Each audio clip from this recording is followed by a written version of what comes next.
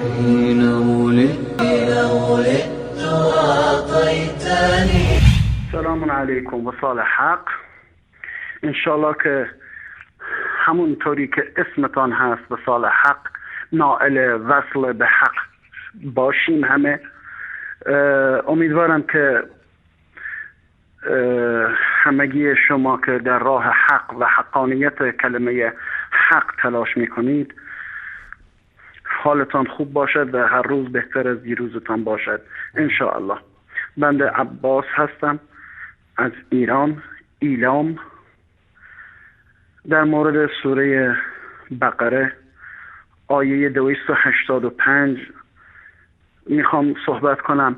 آنجا که دیدم در وصال حق که یه بنده خدایی از قول کسانی که مدعی تشیع هستند فرمود که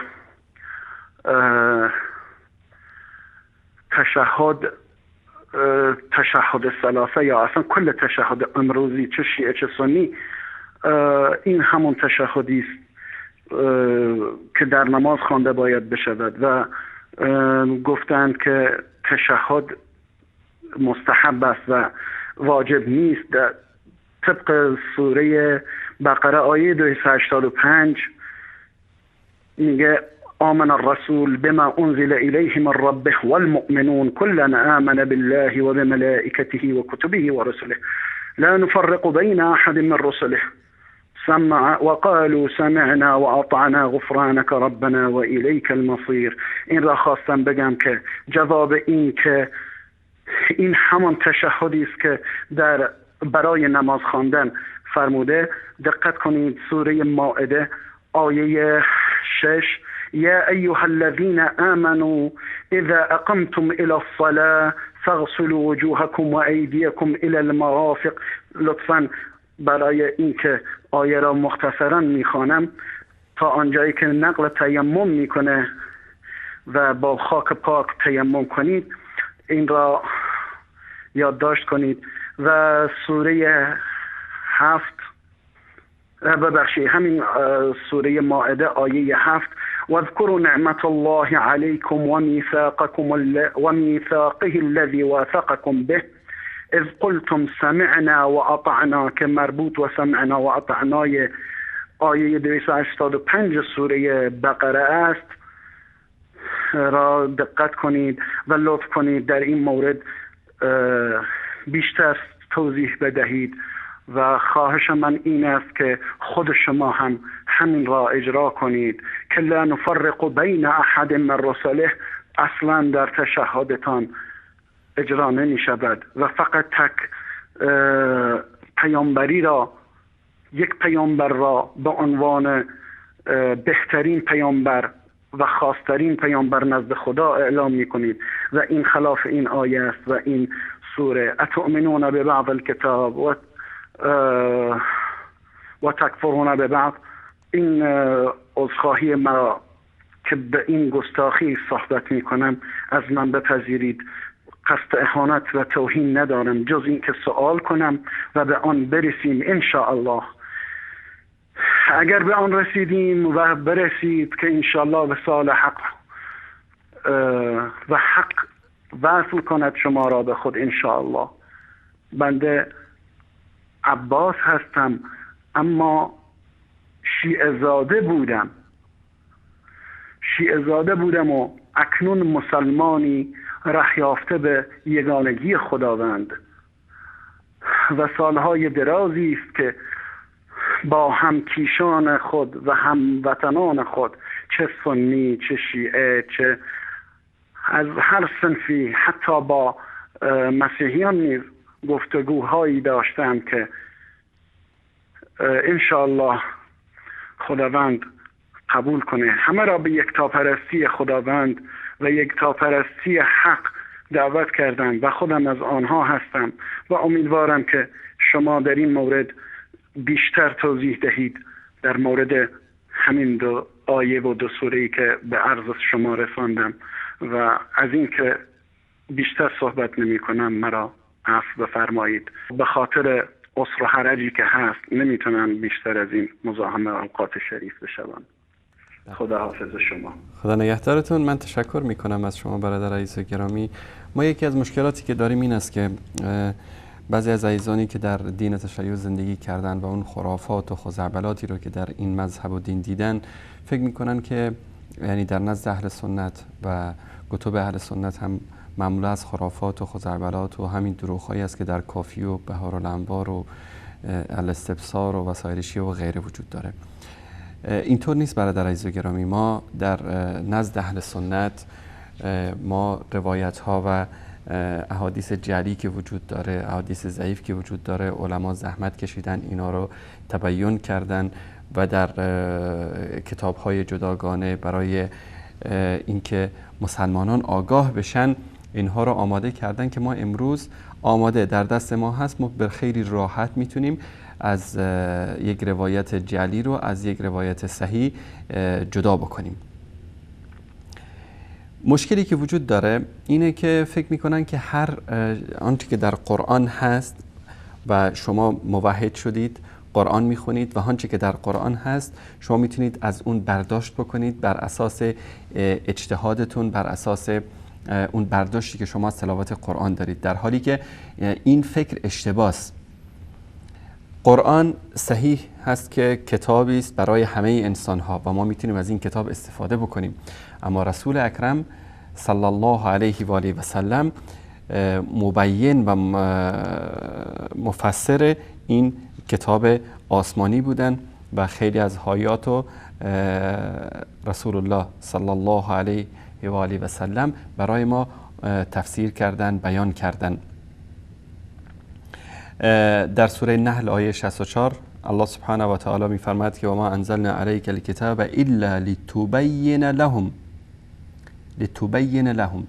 این بعضی از آیات رو، بعضی از روایات رو، بعضی از مسائل مهم زندگی ما رو رسول اکرم صلی الله علیه و سلم وظیفه‌شون این بود که برای ما بیان بکنن. این تفکر که منتهی میشه به همین گروهی که به اصطلاح خودشون رو قرآنیون میگن و انکار سنت میکنن که این خطر خیلی بزرگی است. کسی که تشیع رو ترک میکنه بعضیا گرفتار این مشکل میشن، یعنی از زیر باران به قول معروف میان زیر ناودان میشینن. الله سبحانه و تعالی در قرآن کریم میگه که قل، بگو ای محمد، قل ان کنتم تحبون الله فاتبعونی یحببکم الله. اگر شما الله رو دوست دارید، وقتی که الله رو دوست دارید میخواید کتابش رو پیروی بکنید. از کی پیروی بکنید؟ اگر شما واقعا مسلمان هستید، دوستدار الله هستید، پیرو قرآن هستید، قل ان کنتم تحبون الله فاتبعونی، من محمد رو پیروی بکنید. الله سبحانه و تعالی در آیه دیگری در قرآن کریم میفرماید که اطیعوا الله و اطیعوا الرسول، از الله اطاعت بکنید که کتاب الله هست، از رسول اطاعت بکنید که سنت رسول الله صلی الله علیه و آله و سلم است. در اینجا میان یک شبهه دیگری رو مطرح میکنن که میگن در اینجا اطاعت کردن از پیامبر در آنچه است که به اون نازل شده است که قرآن کریم است و ما ملزم به این نیستیم که هر آنچه که پیامبر گفته از اون اطاعت بکنیم، یعنی ملزم نیستیم که حدیث رو اطاعت بکنیم. در اینجا میگیم که پیامبر صلی الله علیه و آله و سلم با تایید قرآن و ما ینطق عن الهوى ان هو الا وحی یوحى، پیامبر از هوا و هوس سخن نمیگه، حتی حدیث پیامبر هم وحی است اما قرآن نیست. فرق است که ما بگیم که قرآن کریم که وحی الهی کلام الله هست، بر پیامبر صلی الله علیه و سلم نازل شده، معجزه جاویدانی است، با خواندن آیاتش ما ثواب و اجر و پاداش کسب میکنیم، و بین حدیث که وحی الهی است بر پیامبر صلی الله علیه و آله و سلم اما قرآن نیست، با خواندنش اون اجر و ثوابی که ما در قرآن میبریم با خواندن احادیث نمیبریم. قرآن مستقیما کلام الله سبحانه و تعالی است، حدیث اینطوری نیست، بلکه وحی الهی بر پیامبر است و کلام رسول الله، فرموده رسول الله صلی الله علیه و آله و سلم است. قرآن معجزه است، حدیث پیامبر معجزه نیست و امکان داره که در طول تاریخ ما میبینیم روایت های امروز به پیامبر صلی الله علیه و سلم دروغ بستن، گفتن قال رسول الله صلی الله علیه و سلم، به پیامبر دروغ بستن که علی رو مثلا به عنوان جانشین خودش تعیین کرده. پس امکان تحریف و تغییر در کلام پیامبر صلی الله علیه و سلم موجود است، اما در قرآن کریم نیست. چرا؟ الله سبحانه و تعالی می‌فرماید که انا نحن نزلنا الذکر و انا له لحافظون.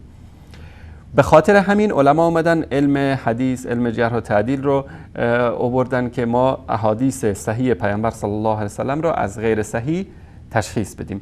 در قضیه تشهد این که شما می‌فرمایید برداشت شماست و آنچه که ما میگیم رسول اکرم صلی الله علیه و آله و سلم در احادیث صحیح به ما امر کردن و از اصحاب پیامبر و از اهل بیت پیامبر به ما رسیده.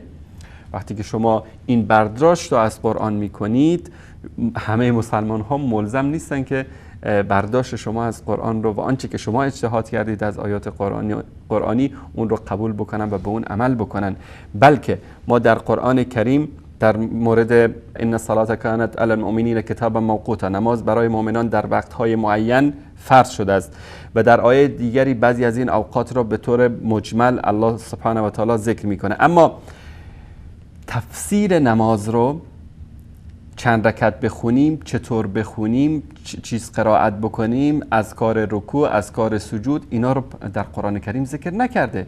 اینها رو رسول اکرم صلی الله علیه و آله و سلم در احادیث و روایات صحیح برای ما بیان فرمودند. به خاطر همین ما ملزم هستیم که احادیث رسول اکرم صلی الله علیه و آله و سلم، آن احادیثی که صحیح هست و علما گفتن که این احادیث صحیح هست و از پیامبر صلی الله علیه و سلم ثابت شده است، اونها رو قبول بکنیم، نه اینکه هر کس بیاد بر اساس اجتهاد خودش در مسائل عبادی، خاصا در مسائل نماز و روزه و زکات و حج، بیاد از قرآن کریم استنباط بکنه و اجتهاد بکنه. من تشکر میکنم از این بیننده عزیز و گرامی و اگر شما به ایمیل book@visalhaq.tv پیام بفرستید، ما در مورد اهمیت و جایگاه سنت پیامبر صلی الله علیه و آله و سلم کتاب‌هایی رو برای شما میفرستیم که متاسفانه بعضی از عزیزانی که از خرافات شیعه‌گری زده میشن و برای توحید یکتاپرستی گام میگذارن مرتکب این اشتباه میشن که انگار بخاری همون اصول کافی است و مسلم همون بهار الانوار هست و سنن ترمذی همون الاستبصار است و همون خرافاتی که در کتب شیعه وجود داره در کتاب‌های اهل سنت هم به وفور یافت میشه. بله هست، ما نمیگیم نیست، اما علمای ما جدا کردن. علمای ما حدیث صحیح رو از حدیث ضعیف جدا کردن، برعکس شیعیان که این کارو نمیکنن، چون که چیزی به اسم علم حدیث ندارن و چیزی به اسم تعریف حدیث صحیح رو ندارن، اصلا نمیتونن و جرأت این رو ندارن که یک تعریف کامل و شامل در مورد حدیث صحیح بیارن، چون که اگر بخوان تعریف بیارن خودشون رو ملزم میکنن به یک نص و اون نص رو اگر بیان تطبیق بدن رو کتاب‌های خودشون باید هر چه که دارن دور بندازن، امامت و اسمت و خمس و همین خزعبلاتی که بهش اعتقاد دارن.